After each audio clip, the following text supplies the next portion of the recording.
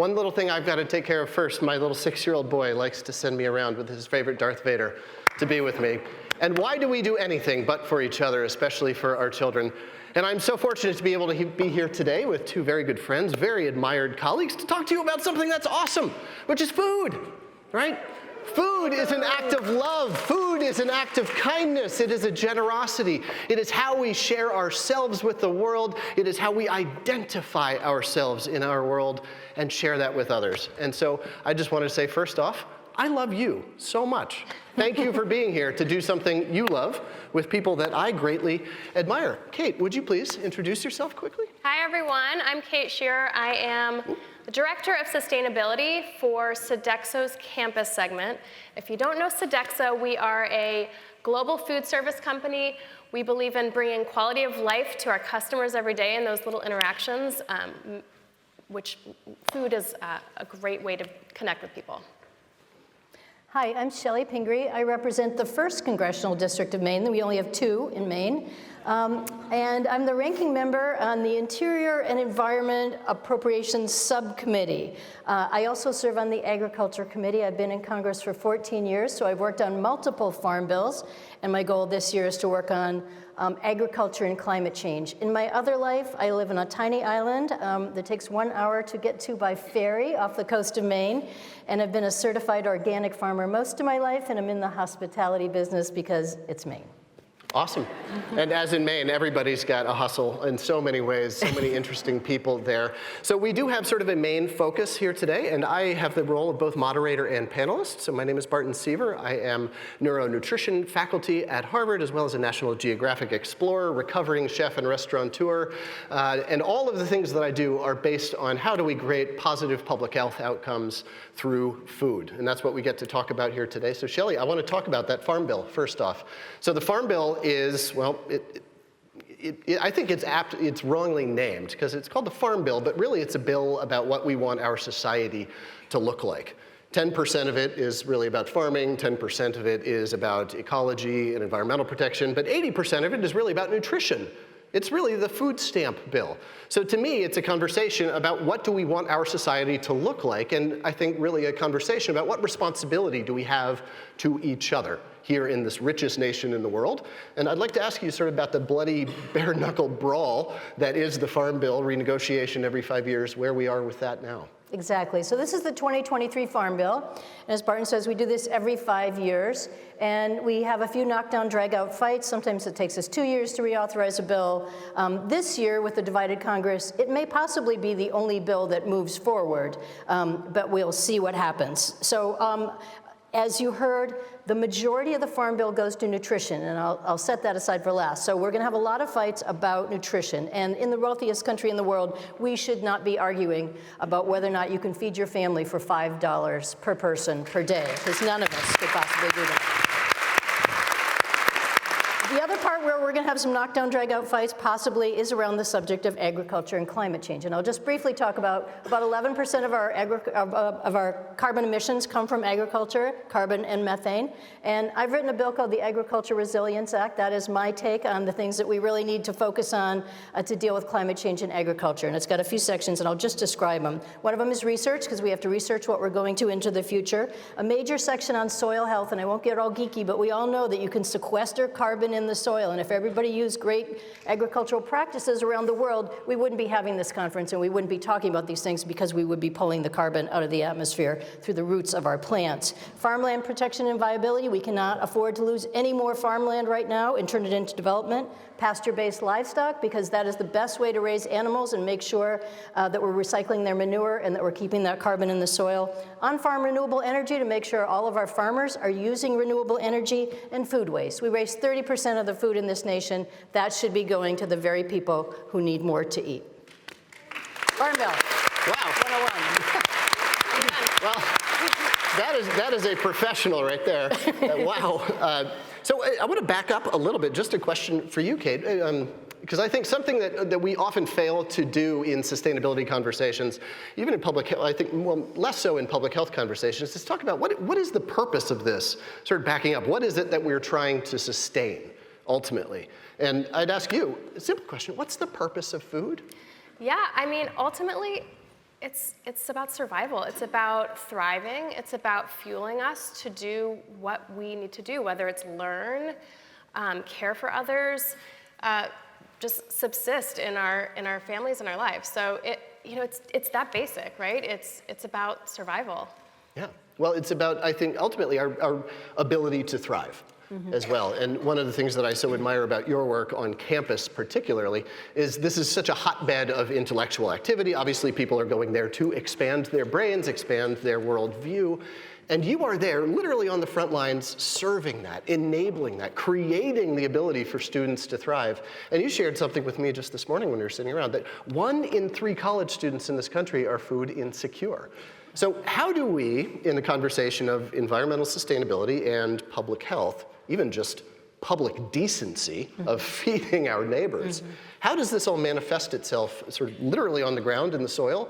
Maybe you could use Maine as an example, all the way through to the food on the plate. Yeah, I mean, so Sodexo, one of our key levers to address equitable food systems, to address our net zero by 2040 carbon goals, is to think about how do we support regenerative, sustainable agriculture and aquaculture. Without that, we are not going to be able to continue to feed people.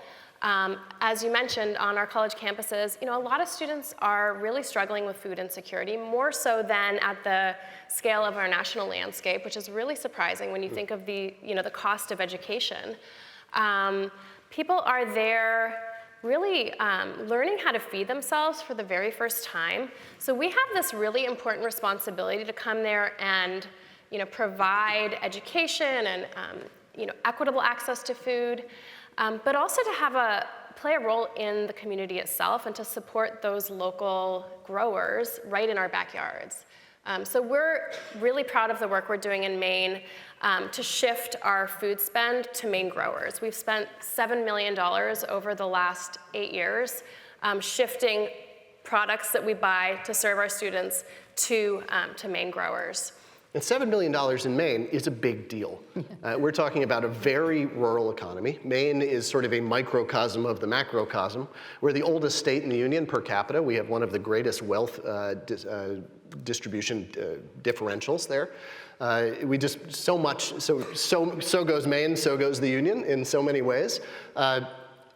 Kate has a sort of somewhat scandalous statement. She says, broccoli is where it's at. And, would you talk to us about sort of my that 6-year-old would disagree with that, but apparently broccoli is the #1 most consumed vegetable on a college campus. And so... Who knew? Right, and we're being challenged to bring as much local, sustainable produce and products to campus as well. So where do you find broccoli in the middle of Maine in the middle of winter, right? So we had to solve for that. And so we have worked with a number of partners in Maine to sort of transform that Maine grower production cycle.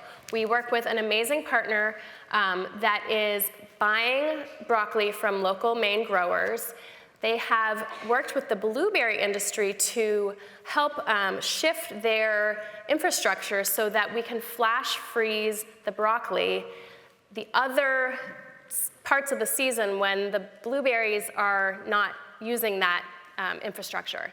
And so it's not only providing another revenue stream to the blueberry industry, it's allowing the broccoli growers to expand their production to be able to serve, the institutional buyers year-round. So we're now able to bring a healthy product, at an affordable price to our college campuses, and we're promoting the broccoli growers. We had a broccoli takeover event at 11 of the UMaine campuses the other week. So it's fun. I mean, it's entirely sexy, right? A broccoli takeover. Broccoli cheddar soup, broccoli stir fry. Hey, this is all good stuff. So backing away from Maine for a second, part of this conversation here. So from a global perspective, talking about what a food system represents. So from a climate and greenhouse gas emission standpoint, we're talking about roughly about 30% of global greenhouse gas emissions coming from agriculture, the vast majority of that from food production. About 50% of that is basically land animal proteins and what goes to feed them. But when we look at some of the global economic numbers, because I think there's so many different ways to approach solutions and how to measure them, talk about them in ways that people can really adapt to and understand. So the global food system is valued about $9 trillion for what we consume. But the global food system costs us $20 trillion.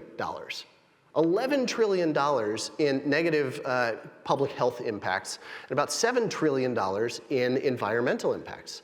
And then another $1 trillion or so in terms of the burden that society bears for negative public health outcomes. So we're talking about, not to make people a crass measure of just GDP, but wow.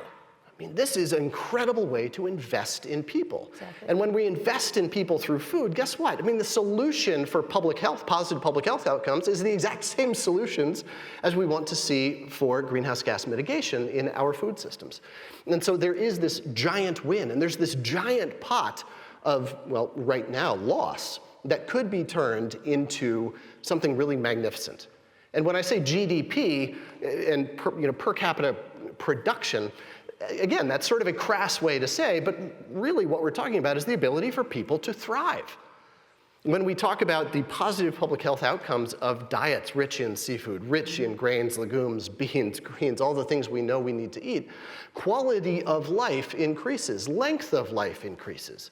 In America, actually globally, our health span, meaning the number of years that we live where we are healthy, free of the burden of disease, is 13 years less than our lifespan, the number of years that we live. Wow. I mean, right there is a quality of life, ability to thrive aspect to this. So you had mentioned aquaculture, which to me, in Farm Bill and Agriculture Resilience Act, so this is a bare knuckle brawl to retrofit these food systems that we already have in place.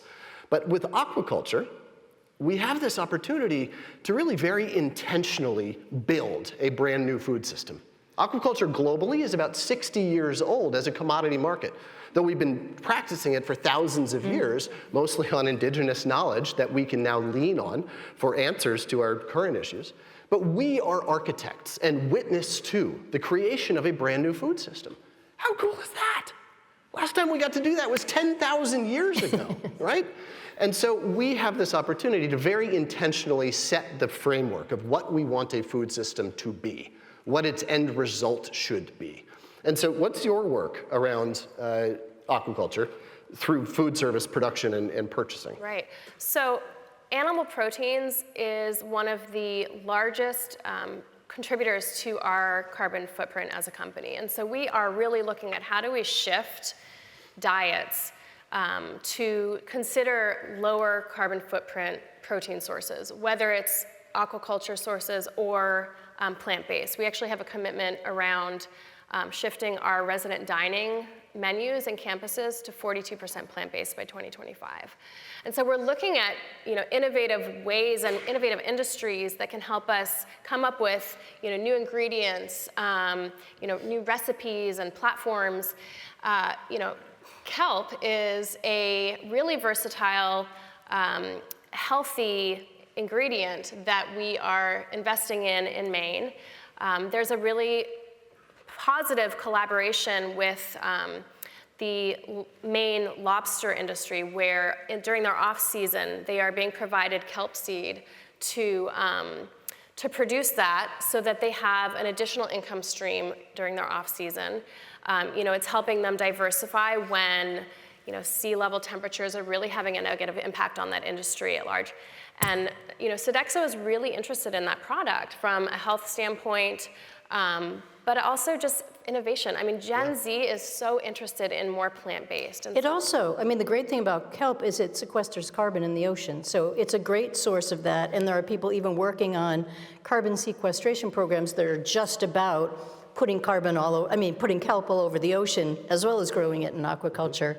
The other thing that's coming up in the Farm Bill that's, I think, really important is a shift in thinking about how do we get people more healthy fruits and vegetables. The idea that food is medicine, but food is preventative medicine, and that's what you're all about and what you're teaching about. But really, we have some programs that we're trying to enhance. One's called GusNIP, which is some funny initials named after Gus Schumacher, but it basically says if you take your SNAP benefit card to a farmer's market, we'll give you double the value in fresh fruits and vegetables. A prescription produce prescription program, thank you, that's great. Produce prescription program that says if you go to your practitioner and your family is at risk or you're already at risk with heart disease, childhood obesity, diabetes, any of those things, your practitioner can give you a prescription and you take it to the grocery store or a farmer's market and you get fresh fruits and vegetables, because we know what a huge impact that has on you. And so shifting the debate to not just calories, but broccoli.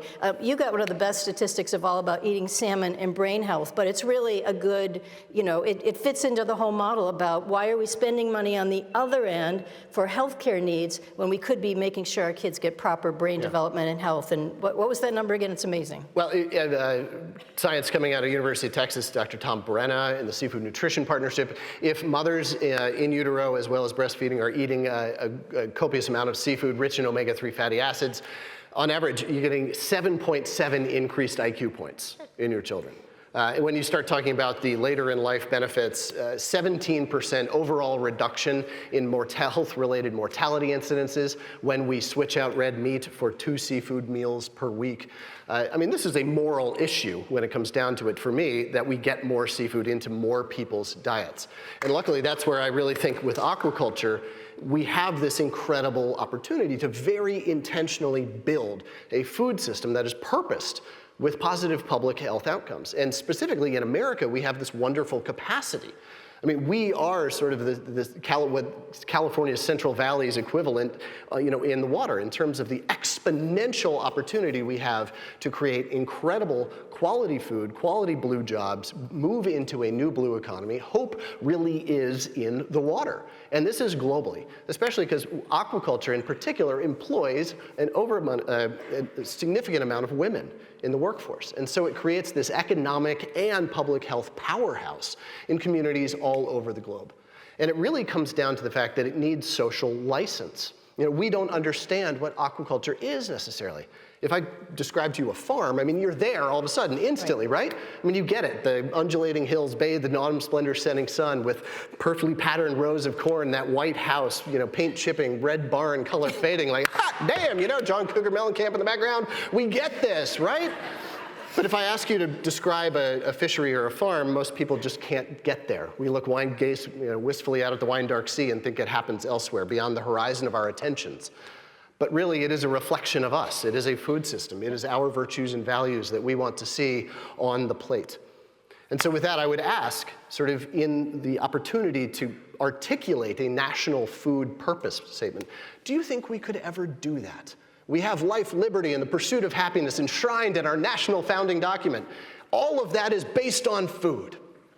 Do you think we could ever get to a point? State of Maine passed a bill on the right to food, and this very idea that everyone should have a basic right to food.